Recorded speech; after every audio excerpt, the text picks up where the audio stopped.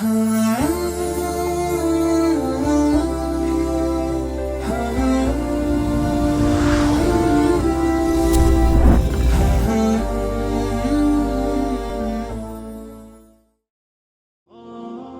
sleep is a great ni'mah and gift of Allah.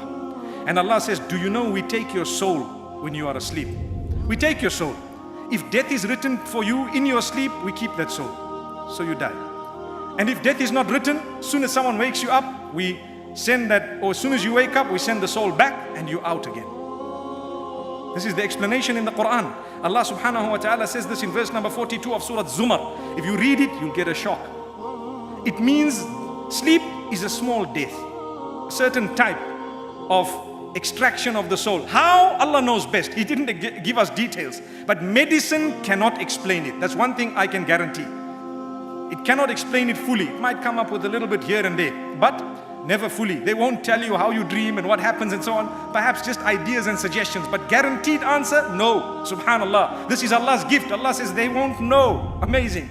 So Allah says in that verse number 42, it is Allah who takes the souls away at the time of the death. Allah takes them away. And He takes the souls away of those who have not died whilst they are asleep. So He keeps the souls of those whom death has been written in their sleep, and the others He sends them back for a fixed portion of time. This is a power of Allah. This is why before you sleep, and this is the point I want to raise, we want peace in the akhirah, don't we? Sort your matter out between you and Allah before you rest at night. Before you close your eyes, ask Allah's forgiveness. Say, Ya Allah, in amsakta nafsi faghfir laha. This was the dua of Muhammad sallallahu alaihi wasallam. If you take my soul away, forgive it. Before he slept, he said this dua. In amsakta nafsi faghfir laha. If you have taken my soul away in my sleep, then forgive it. Wa in arsaltaha fahfadha bihifdhika alladhi tahfadhu bihi ibadaka as-salihin.